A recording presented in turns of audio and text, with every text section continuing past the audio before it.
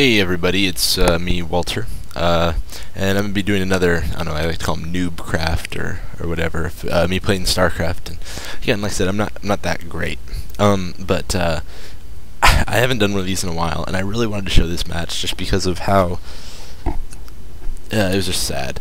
This guy I just played, I'm still in Bronze League. I know it's been a while since my last video, but yes, I am still in Bronze League, although I will say I'm the very tippity top of Bronze League and probably will be in Silver League soon, considering this guy I just beat was in Silver League.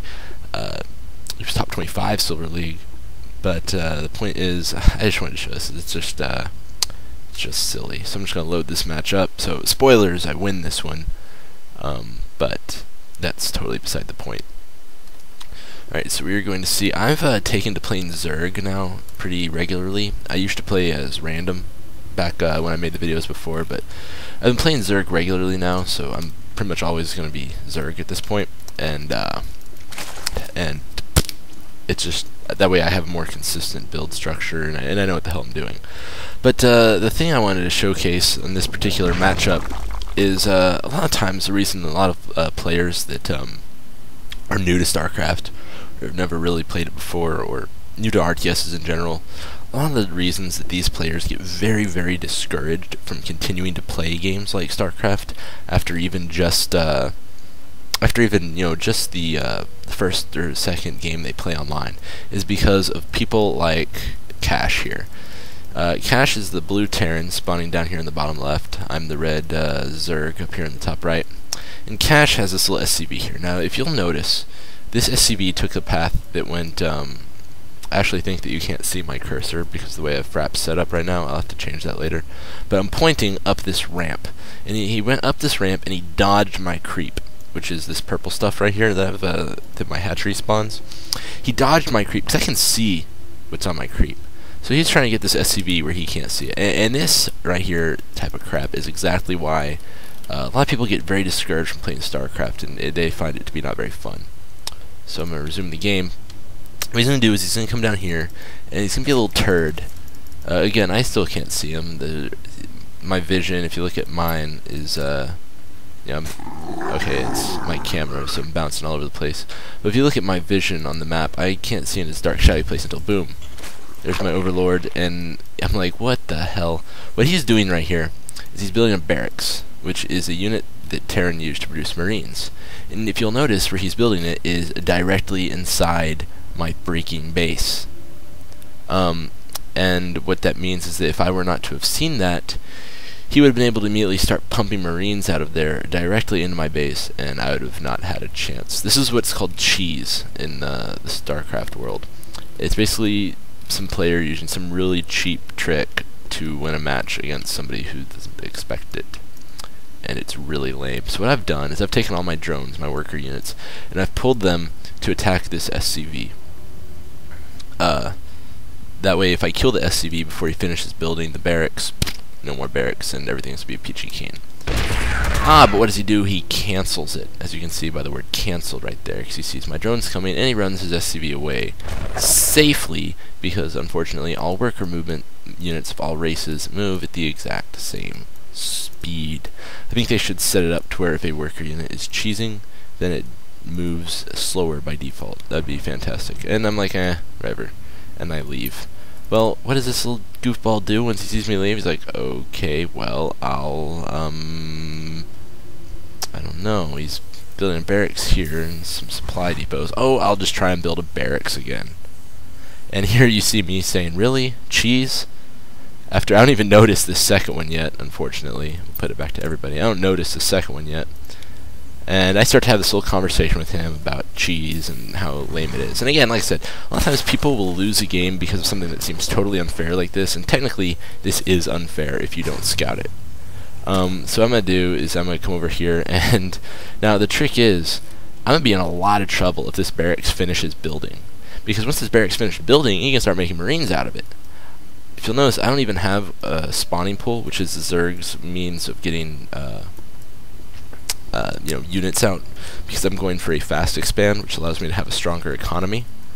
So my spawning pool, which allows me to start making even the simplest of Zerg soldier units called Zerglings, it's not even begun being morphed in yet. So if this barracks were to finish, I'd just be totally screwed. He tells me, oh, it's just a matter of scouting, blah, blah, blah. So again, my goal here is there's no way a drone can kill an almost completed barracks, because I've got to kill this SCV. But unfortunately for my luck, and this is not something the player can control, it's just kind of a random thing, as this SCV is building this barracks, it shifts over here to the other side where this drone can't get to him. So I do get this other drone here and finish the barracks just in time. There's literally 20 more HP to go before that barracks was done. And that would have been game over. So I figure why the hell not. I should have these drones start picking away right here, just in case. So he cancels that, he gets his minerals back, and I go back here. Alright, I'm going to speed the game up a little bit. And again, I'm talking about how lame he is for using cheese. And in the meantime, I just go on with my current build order. I got the spawning pool. I'm going for a roach warren so I can start getting roaches out, which are an even stronger Zerg ground unit. I'm morphing in some queens so I can get additional larvae, and get my just doing really strong economic opening. What is our little cheesy friend down here doing? I want you to count this right here: 1, 2, 3, 4, 5 barracks. His cheese failed, and so now he's doing what is called an all-in. It's where you totally sacrifice your economy. Notice he's just totally doing one base little number here, and he's starting to build some supply depots. Totally sacrifice your entire economy for the sake of getting a whole bunch of units out really, really, really fast. The trick with an all-in is if it fails, you pretty much lose, because there's nothing you can do. If it succeeds, you win. And that is the second thing. The cheese is the first thing, because a lot of times players will get cannon rushed and stuff like that. But honestly, even more players that have never played this game before will lose to a cheesy all-in like this, where he is now on his 6th barracks. So his goal is to make as many Marines as fast as humanly possible. And I'm sitting here telling him how lame it is about cheese and how being a straight up winner, it should be so much more rewarding and it's a much more fun experience. This guy's, oh, blah, blah, blah, blah, yeah, maybe you're right, yada yada. So what's he doing? He's playing this massive all-in, which is just absolutely the lamest thing ever. And here he's got all these Marines, and he's just going to keep pumping them out until I don't know how many he's going to have. He's going to have a lot. In the meantime, I'm just chewing down these rocks, because Zerg units, their strength is in their ability to surround the army. And with these rocks here, the choke on this ramp is very, very small. And that doesn't play to my favor, because I want to outnumber and swarm over them. So I'm just destroying that to get ready. I don't know he's doing this all in yet. I have no idea. I'm assuming we're just going to have a regular fun-timey game. So anyways, I'm just continuing my strong economic build. Now, a strong economic build, or a strong opening build of any kind against a Terran, will involve getting, if I ever do it, there we go, a baneling nest, which is that structure right there that I've just started to build. Baneling nest allows my Zerglings, which are these tiny little unit guys right here, to morph into these little suicide balls of acid that explode and just kill lots of Marines, which are the Terran's basic ground unit, which, unbeknownst to me, our little cheesy friend Cash here is making in mass. And oh my gosh, look at this, silly. 1, 2, 3, 4, 5, 6, 7, and he's about to put an 8th barracks right here. This is the biggest all-in I've probably ever seen. So again, have no idea this is going on. I've just, I made this baneling nest. I figure, hey, it's Terran. If you don't make a baneling nest, you're not going to win. I have an evolution chamber, which I happen to have upgraded the range on, and of course I have the Zergling speed upgrade here at the spawning pool. And right here, I believe, if you look at my camera, yes, so here, right now you can only see what I can see in the game. And my Zerglings, which are scanning this tower, spot this huge, huge, huge army of Marines. And this right here is what kills players that are new to this game, and it makes them have no fun when playing StarCraft. And really, it's why a lot of players say that they can't enjoy StarCraft or they don't enjoy it. It's because of people online like this. And to be honest, and I've obviously played this game a really long time, as a lot of you know. The only way you can get good at this, or be able to recognize when something like this is happening, is through experience. So as soon as my Zerglings scout this, because I just so happen to have constructed this baneling nest, you'll see right here, I immediately start morphing all of these Zerglings into banelings. Now he sees my Zergling scouts and he kills them with his army of Marines, but it really doesn't matter at that point. He's thinking, okay, he saw me, whatever. He probably just knows that he's gonna lose now because I'm doing an all-in, and Zergling can't be an all-in. And the worst thing about this, the whole time he was talking about, oh, you know what, you're right, it is more fun to win a nice, fair, straight-up game. And I even told him, I said, you know what, look, if they're noob enough to lose to an all-in, or to a rut, I didn't know he was doing all-in, so I didn't say all-in yet. I said, if they're noob enough to lose to cheese, then they're noob enough for you to just beat them anyways. So why not just beat them regularly and have a nice, fun, fair game? And he goes, oh yeah, you know what, you're right. In the meantime, he's just being Mr. Dick and saying, you know what, F it, I'm just going to do an all-in now because my cheese failed. So here it comes, and at some point, unless I already said it, I say an all-in, really?